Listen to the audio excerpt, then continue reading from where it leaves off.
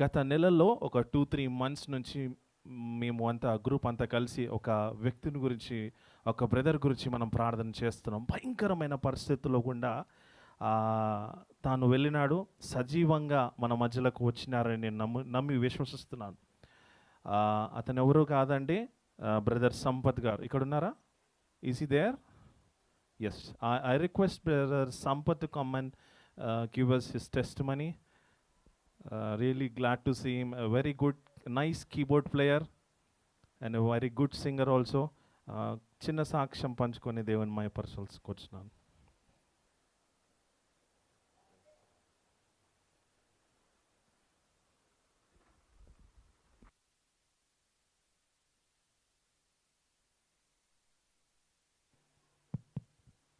దేవుని పరిశుద్ధ నామానికి మరొకసారి మహిమ కలుగును గాక. మరి ఒక సమయంలో మరి నేను మీ మధ్యలో ఉండుట మరి అది కేవలం దేవుని కృప మాత్రమే. మరి నాకు ఇచ్చినటువంటి సమయము కేవలం 10 నిమిషాలే. నాకు ఎటు నుంచి మొదలు పెట్టాలో అర్థం కాలేదు. కాకపోతే చాలా భయంకరమైనటువంటి పరిస్థితిలో నేను గత కొన్ని సంవత్సరాలు, అంటే నెలలు కాదు, గత కొన్ని సంవత్సరాలు అంటే 2.5 సంవత్సరాలు అనుకోవచ్చు. మరి నాకు ఇటువంటి అవకాశం ముందుగా ఇచ్చినటువంటి మరి ఒక క్రైస్ట్ వర్షిప్ వారియర్ గ్రూప్స్ మరి అడ్మిన్స్ మరి అందరికీ, మరి గ్రూప్ సభ్యులందరికీ మరొకసారి దేవుని పేరిట వందనాలు తెలియజేసుకుంటున్నాను. మరి నా యొక్క సాక్ష్యం ఏంటనంటే, మరి చాలామందికి నేనంటే తెలుసు. ఒకసారి ముఖం చూపించాలనుకుంటున్నాను. మరి నా పేరు సంపత్ కుమార్. మరి నేను కూడా ఈ యొక్క సంగీత పరిచర్యలో మరి ముందుకు సాగుతూ ఉన్నాను కీబోర్డ్ ప్లేయర్గా. మరి 2023 సంవత్సరంలో మరి నా జీవితంలో చాలా భయంకరమైనటువంటి పరిస్థితి నేను చూశాను. మరి భయంకరమైనటువంటి పరిస్థితి అంటే అనగా ఒక లాంటి నరకమని చెప్పొచ్చు. మరి అకస్మాత్తుగా 2023 సంవత్సరం మరి అక్టోబర్ నెలలో మరి నాకు ఒక భయంకరమైనటువంటి పరిస్థితి ఏంటనంటే, సడన్గా ఉన్నట్టుండి ఊపిరి అందట్లేదు, ఆయాసం అయిపోతుంది. మరి ఊపిరి తీసుకోవడానికి కూడా అవకాశం లేకుండా చాలా భయంకరమైనటువంటి స్థితిలో మరి హాస్పిటల్కి తీసుకువెళ్ళడం జరిగింది. మరి అక్కడ జరిగింది ఏంటంటే, మరి హాస్పిటల్లో డాక్టరు ఇమీడియట్గా స్టెథోస్కోప్ పెట్టి చెక్ చేసి ఒకటే మాట అన్నాడు, ఇంటికి తీసుకెళ్ళండి, 5 నిమిషాల్లో చనిపోతాడనేసి. మరి అటువంటి పరిస్థితి, మరి డాక్టరు ఇటువంటి మాటలు సాధారణంగా ఇంటి వాళ్ళకి చెప్తారు పక్కకు పిలిచి, కానీ ఆ డాక్టర్ ఘనత ఏంటంటే నేను ఇంటుండగానే నాకే చెప్పేసిండు ఆయన. మరి 5 నిమిషాలు 10 నిమిషాలు టైం ఇచ్చిండు. మరి మా వాళ్ళు చాలా స్పీడ్గా మరి వేరే హాస్పిటల్కి తీసుకెళ్తున్నారు, పెద్ద హాస్పిటల్కి. మరి కారులో వాచ్ ఉంటుంది కదా, నేను చూస్తూ ఉన్నాను వాచ్ని. డాక్టర్ 10 నిమిషాలు ఇచ్చాడు కదా, అందులో 5 నిమిషాలు అయిపోయింది, ఇంకో 5 నిమిషాలు ఉంది, మరి 6 నిమిషాలు అయిపోయింది, 7 నిమిషాలు అయిపోయింది, 8 నిమిషాలు అయిపోయింది. మరి హాస్పిటల్ చేరుతూ 13 నిమిషాలు అయింది. ఇంకా రావట్లేదు ఏంటి అది రావడం ఎదురు చూస్తున్నది. డాక్టర్ చెప్పింది నిజం అవ్వట్లేదు ఏంటి అనేసి మరి నేను చూస్తూ ఉన్నాను. మరి దేవుని కృప ఏంటంటే, అక్కడికి వెళ్ళిన తర్వాత ఇంతకుముందు నన్ను చెక్ చేసిన డాక్టర్ ఏం చెప్పిందంటే, చాలా భయంకరమైనటువంటి హార్ట్ అటాక్ వచ్చింది, ఈయన 5 నిమిషాల కంటే ఎక్కువ బతకడు. మరి అక్కడికి వెళ్ళగానే నన్ను ఇమీడియట్గా అటెండ్ చేసింది ఒక చాలా సీనియర్ కార్డియాలజిస్ట్. మరి ఆయన అటెండ్ చేస్తూ ఏమన్నాడంటే, నీకు జన్మలో హార్ట్ అటాక్ అనేది రానే రాదు, ఎందుకంటే నీకు హార్ట్ నేను ఇప్పుడే చెక్ చేశాను, అది చిన్నపిల్లలకు ఉన్నటువంటి హార్ట్ లాగా ఉంది, not even a mild blockage, చిన్న బ్లాకేజ్ కూడా లేదు నీ యొక్క హార్ట్లో అని చెప్పిండు. మరి ఆ మాట ఎప్పుడైతే చెప్పిండో మరి నాకున్నటువంటి ఇబ్బందికరమైనటువంటి పరిస్థితి, మరి ఆయాసం అంతా ఆగిపోయింది. ఎంతకైనా వచ్చావు కదా, ఎంతకైనా మంచిది, ఈరోజు రాత్రి అబ్జర్వేషన్లో పెట్టి రేపు మార్నింగ్ ఏమైనా ఉంటే చెప్తాను అని అన్నాడు. మరి రాత్రి పూట అన్ని టెస్టులన్నీ చేశారు. రాత్రి చాలా సంతోషంతో మరి నేను పొద్దున డిశ్చార్జ్ అయిపోవచ్చు అనుకుని మరి ఉన్నాను. మరి పొద్దున 10-11 గంటలకి మంచి అంటే డాక్టర్ వచ్చి ఏమన్నారంటే, హార్ట్లో ప్రాబ్లం లేదు కానీ 2 కిడ్నీస్ ఫెయిల్ అయిపోయినాయి అన్నాడు. నా పరిస్థితి అసలు ఎంత భయంకరమైనటువంటి పరిస్థితి అంటే, నేను ఇప్పుడు హార్ట్ అసలు ప్రాబ్లం లేదని సంతోషించాలన్నా, లేకపోతే 2 కిడ్నీలు ఆల్రెడీ ఫెయిల్ అయిపోయినాయి అనేసి బాధపడిపోవాలన్నా అనేటటువంటి పరిస్థితిలో నేను ఉన్నప్పుడు మరి ఒక్క నైట్ ఒకటే ఒక నైట్ మరి అక్కడ నేను ఉన్నందుకు మరి పొద్దున్న కల్లా దగ్గర దగ్గర 2 లక్షల రూపాయలు బిల్లు వేశారు. మరి అక్కడ ఆ బిల్లుకి భయపడి మరి వేరే హాస్పిటల్కి వెళ్ళడం జరిగింది. అక్కడి నుంచి మల్లారెడ్డి హాస్పిటల్ సూరారంలో. మరి ఆ హాస్పిటల్లో నేను ఫస్ట్ టైం అడ్మిట్ అయినప్పుడు దాదాపుగా 12 రోజులు అడ్మిట్ అయినాను. 12 రోజులు నా జీవితంలో జరిగినటువంటి గొప్ప గొప్ప సందర్భాలు మాత్రమే చెప్తాను నేను. అంటే నన్ను అడ్మిట్ చేసినప్పుడు మరి ఆ 2 లక్షలు కట్టడం కూడా నాకు చాలా ఇబ్బందికరమైనటువంటి పరిస్థితిలో ఉన్నాను. మరి మల్లారెడ్డి హాస్పిటల్ తీసుకుపోయి వేశారు. అక్కడ దాదాపుగా 12 రోజులు ఉన్నాను. 12 రోజులకి దాదాపుగా ఒక 6 నుంచి 7 లక్షల దాకా బిల్లు వేశారు. మరి నేను చాలా ఆలోచనలో పడ్డాను, మరి 6-7 లక్షలు మరి ఏంటి పరిస్థితి అనేసి. మరి మా అక్క బావ ఇద్దరు కూడా మరి పొలిటికల్ బ్యాక్గ్రౌండ్ నుంచి ఉన్నారు. సో నేను అక్కడికి వెళ్ళి మరి బిల్లింగ్ కౌంటర్ దగ్గరికి వెళ్ళిన తర్వాత ఒక్కసారి మీరు ఎమ్మెల్యే మల్లారెడ్డి సార్కి ఒకసారి ఫోన్ చేసి చూద్దాం, ఏదైనా కన్ఫ్యూషన్ ఇస్తే మంచిగా ఉంటుంది కదా అనేసి అడుగుదామనేసి అక్కడ సార్కి ఫోన్ చేయడం జరిగింది. సార్ ఏమన్నాడంటే, ఎంత వేశారు బిల్లు అని అడిగినప్పుడు దగ్గర దగ్గర 7-8 లక్షల దాకా వేశారు అని అంటే, ₹1 కూడా కట్టకుండా వెళ్ళిపో అని చెప్పాడు. చప్పట్లు కొడదామా దేవునికి. మరి ఆ విధంగా మరి స్టార్టింగ్ స్టేజ్ మాత్రం నేను దాటుకున్నాను. మరి డయాలసిస్ అయితే మరి జరుగుతూ ఉంది. మరి 2 సంవత్సరాలు కంటిన్యూగా డయాలసిస్ జరిగింది. మరి ఆ డయాలసిస్ టైంలో కూడా దేవుడు అద్భుతకరంగా మరి ఎన్నో రకాలైనటువంటి ఇన్ఫెక్షన్స్ చాలామంది నా కళ్ళ ముందు వచ్చి కళ్ళ ముందు చనిపోయినట్టుగా నేను అక్కడ 2 సంవత్సరాల టైంలో మరి నాకంటే చిన్న చిన్న వయసులో ఉన్నటువంటి పిల్లలు కానీ, మరి ఆడవాళ్ళు కానీ, మగవాళ్ళు కానీ, చిన్నపిల్లలు కానీ అందరు కూడా నేను చాలామందిని చూశాను. అంటే ఇటువంటి ప్రాబ్లం నా ప్రాబ్లమే, నాలాంటి ప్రాబ్లమే, కానీ వారి శరీరంలో మరి ఏం కారణం చేత వాళ్ళు మరణించున్నారో తెలియదు. కానీ చాలా భయంకరమైనటువంటి ఇన్ఫెక్షన్స్. మరి డయాలసిస్ అంటేనే ఒక రకమైనటువంటి నరకం. అది ఎవరికి కూడా రావద్దని మరి నేను మనసారా కోరుతున్నాను. మరి ఆ సమయంలో నేను 2 సంవత్సరాలు మరి చాలా భయంకరమైనటువంటి ఇబ్బందులు ఎదుర్కొంటూ మరి డయాలసిస్లో నేను కొనసాగిస్తూ ఉన్నాను. మరి ఒక తరుణంలో మరి నేను ఎప్పుడు కూడా దేవుడు గొప్పవాడు, నా పట్ల చాలా గొప్ప కార్యాలు ఇప్పటికే చేస్తున్నాడు. ఈ యొక్క పరిస్థితి నుంచి ఎట్లకెళ్ళి బయటపడతాను అనేటటువంటి ఒక నమ్మకం నాలో ఉండింది. చాలామంది అక్కడ డయాలసిస్ చేసుకునేటటువంటి వారందరూ కూడా మన పని అయిపోయింది, మనం ఎప్పుడో ఒక రోజు ఇట్లనే డయాలసిస్ జరుగుతుంటే మనం చనిపోయేటటువంటి పరిస్థితి మనకు వచ్చేస్తుంది. ఎందుకంటే మన శరీరం అంతా ఏముంది, భయంకరమైనటువంటి ఇన్ఫెక్షన్స్ ఉన్నాయి, మనం ఏమాత్రం బతికే అవకాశం లేదు. ఏం చేయాలన్నా ఇప్పుడే చేసేయండి, ఏం బతకాలన్నా, ఏం తినాలన్నా, ఏం చేయాలన్నా ఇప్పుడే చేసేసేయండి అని ఎప్పుడు ప్రతి రోజు మార్చి రోజు, అంటే నాకు వారానికి 3 రోజులు డయాలసిస్ జరిగేది. మరి అట్లా మాట్లాడుకునేటటువంటి వారు. కానీ నేను ఏం చెప్పేటోడంటే, నాకు మాత్రం అట్లా లేదు, నేను ఖచ్చితంగా బయటికి వెళ్తానన్న నమ్మకం నాకుంది. అయితే ఒక ఆయన హైందవ సోదరుడు ఏమన్నాడంటే నాతోటి, మీ దేవుడు స్వస్థతలన్నీ అదని ఇదని బాగా చేస్తూ ఉంటాడు కదా, మరి నీకెందుకు వచ్చింది ఈ ప్రాబ్లం అని అడిగాను. నేను అన్నాను, నాకు స్పెషల్గా నీ ప్రాబ్లం కాదు, నీకు కూడా వచ్చింది, ఇక్కడ ఉన్న చాలామందికి వచ్చింది. అయితే ప్రతి దాని వెనుక దేవుని యొక్క సమయం ఉంటుంది. కానీ నాకు మాత్రం ఒక నమ్మకం ఉంది, నీకు ఉందో లేదో నాకు తెలియదు, కానీ నాకు మాత్రం నా దేవుడి మీద సంపూర్ణమైనటువంటి నమ్మకం ఉంది, నేను ఇక్కడి నుంచి బయటపడతాననేసి. అయితే ఆయన ఏమన్నాడంటే నవ్వుకుంటూ, అందరు ఇట్లనే అంటారు, కానీ నేను చాలామందిని చూశాను, అది అయ్యే పని కాదు అని అన్నాడు.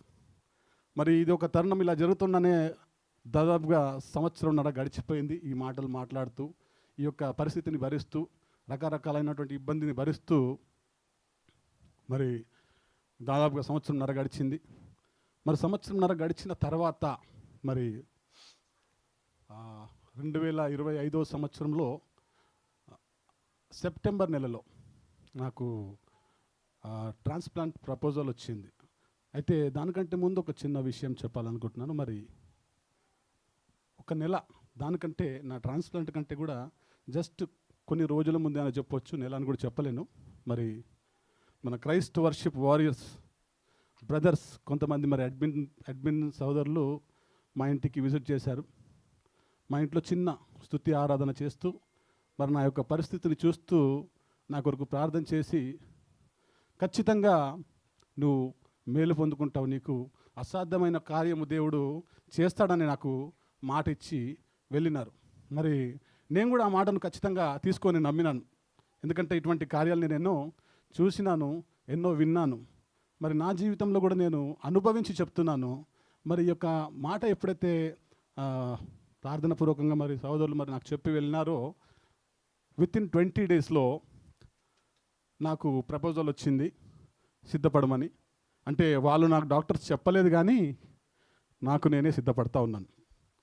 ఒకరోజు యాజ్ యూజువల్గా రెగ్యులర్గా నేను డయాలసిస్ రోజు కాబట్టి నేను డయాలసిస్ చేసుకోవడానికి కూడా వెళ్ళిపోయాను.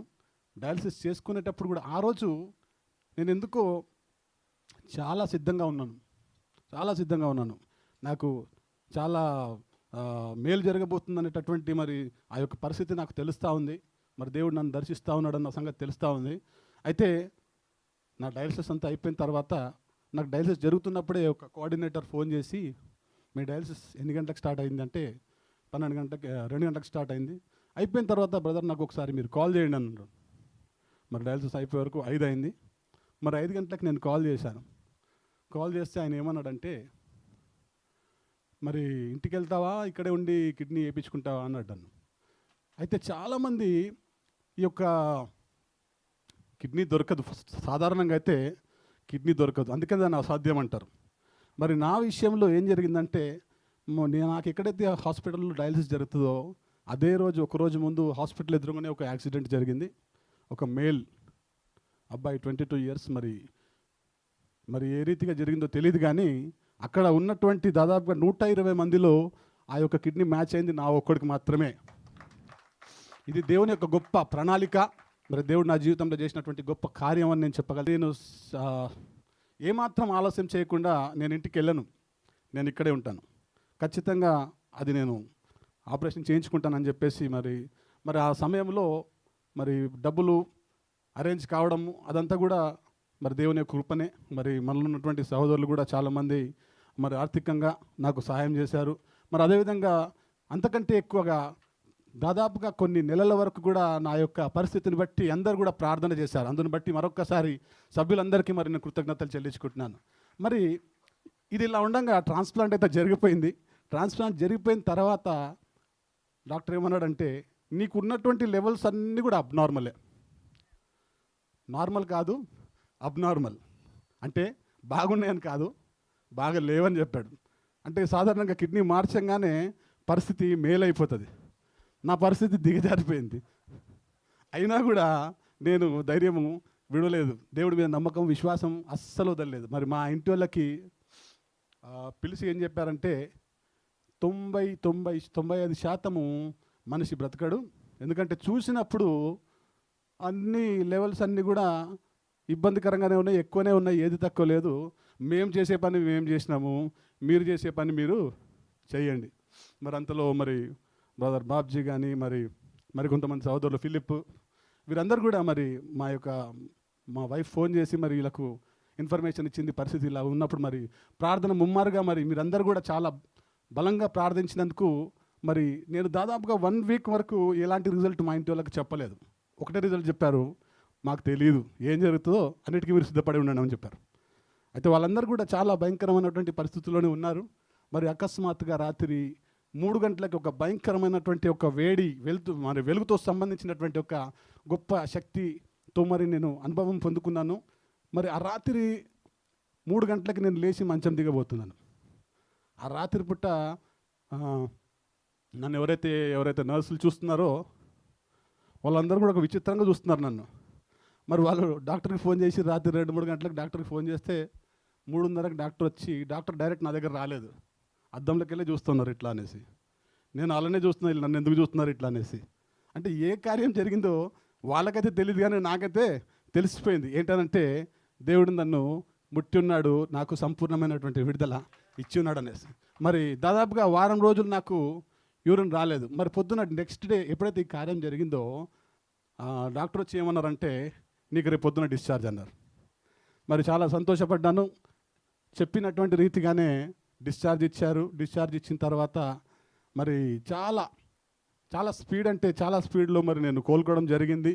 మరి నేను ఏ విధంగానైతే ముందు ఉన్నాను మరి అదే రీతిగా దేవుడు నన్ను మరి తిరిగి మళ్ళొకసారి నిలబెట్టినాడు మీ అందరి మధ్యలో. మరి సజీవ సాక్షిగా నేను ఈరోజు మీ మధ్యలో ఉన్నానంటే కేవలం అది దేవుని కృప, మీ అందరి ప్రార్థన సహకారమే. మరి ఒక మాట మీరందరూ నమ్మితే మరొకసారి గట్టిగా హల్లెలూయా చెప్దామా? మరి మన దేవుడు ఏదైనా చేయగలడు, ఎప్పుడైనా చేయగలడు. ఈ యొక్క మాట మనమందరము నమ్మి విశ్వసించి తీరాలి. ఎందుకంటే ఇది నేను ఏదో వినినటువంటిది కాదు, నేను చూసినటువంటిది కాదు, స్వయాన నేనే అనుభవించున్నాను. మరి ఈ పరిస్థితి చాలా భయంకరంగా ఉంటుంది. వినడానికి కూడా మీకు చాలా విచిత్రంగా అనిపిస్తుంది. నేను అనుభవించితే మరి నాకు ఇంకా ఎట్లుంటుందో ఒకసారి మీరు ఆలోచించారా? ఈ యొక్క సాక్ష్యము మరి దేవుడు దీవించును గాక. మరి నాకు ఇచ్చినటువంటి అంటే నేను జస్ట్ నాకు జరిగినటువంటి కొన్ని విషయాలు మాత్రమే చెప్పగలిగినాను. నా అనుభవం అంతా కూడా నేను చెప్పాలి అని అంటే నాకు ఇచ్చినటువంటి ఒక 10 నిమిషాలు కానీ ఈ సమయం సరిపోదు. కానీ ఏదేమైనాను ఎంతసేపు చెప్పినా దేవుడు ఘనమైనటువంటి వాడు, దేవుడు ఉన్నతమైనటువంటి వాడు, దేవుడు ఆయన చేసేటటువంటి కార్యము చాలా గొప్పవి. మరి మనమందరం కూడా చాలా ఆషామాషిగా తీసుకుంటాం కొన్ని సందర్భాల్లో. అంటే నేను తీసుకున్నాను, మరి మీరందరూ మంచివారు. నేను అంటే నా పరిస్థితిని బట్టి నేను కొన్నిసార్లు బలహీన పడిపోయేటటువంటి పరిస్థితి వచ్చినను మరి మీరందరినీ చూస్తూ మీ ప్రార్థన నా ఎడల నిలిచి ఉన్నాయని చెప్పి చాలా నేను బలపరచబడ్డాను మీ అందరి ద్వారా. మరి ఈ యొక్క గొప్ప కార్యము ఈ గ్రూప్లో అంటే అందరికంటే కూడా మరణకరమైనటువంటి పరిస్థితిలోనికి వెళ్ళి బయటకు వచ్చినటువంటి మొదటి సాక్ష్యం నాదే అయి ఉండొచ్చు అనుకుంటాను. అందుని బట్టి దేవునికి మరొకసారి కృతజ్ఞతాస్తుతులు చెల్లిస్తున్నాను. ఒక్క చిన్న పాట, ఒక పల్లవి చరణం పాడతాను. మరి నాకు ఇష్టమైనటువంటి పాట.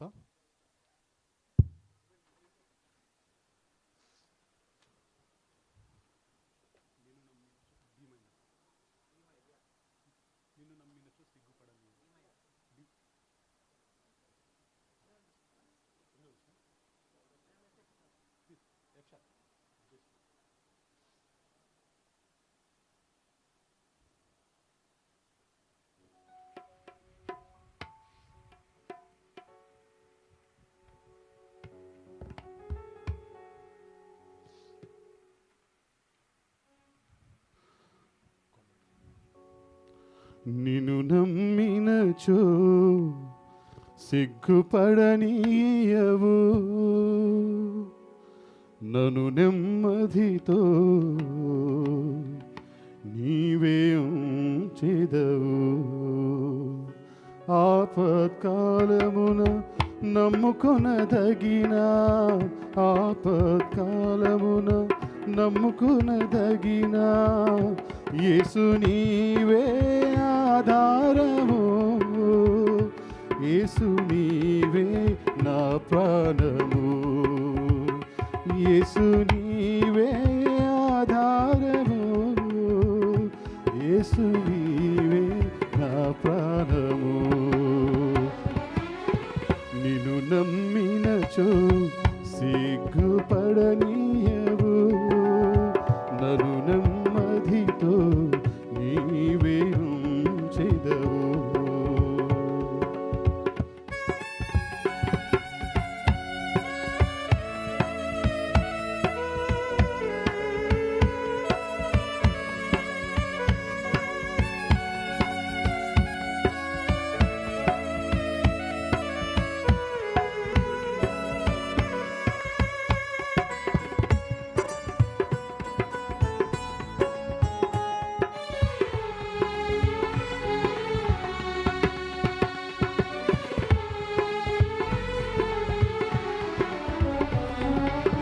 తెలివిని నమ్ముకొని తూలిపడ్డాను, తెలివిని నమ్ముకొని తూలిపడ్డాను.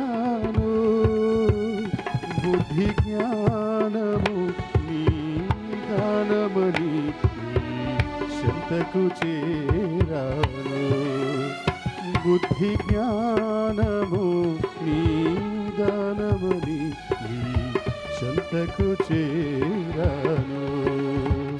యేసు నీవే ఆధారము, యేసు నీవే నా ప్రాణము, యేసు నీవే ఆధారము, యేసు నీవే నా ప్రాణము. నిన్ను నమ్మినచో సిగ్గుపడనీయవు, నన్ను నెమ్మదితో నీవే ఉంచెదవు.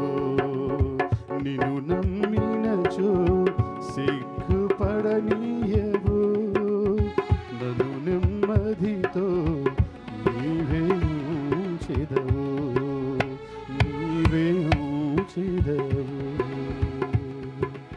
హల్లెలూయా.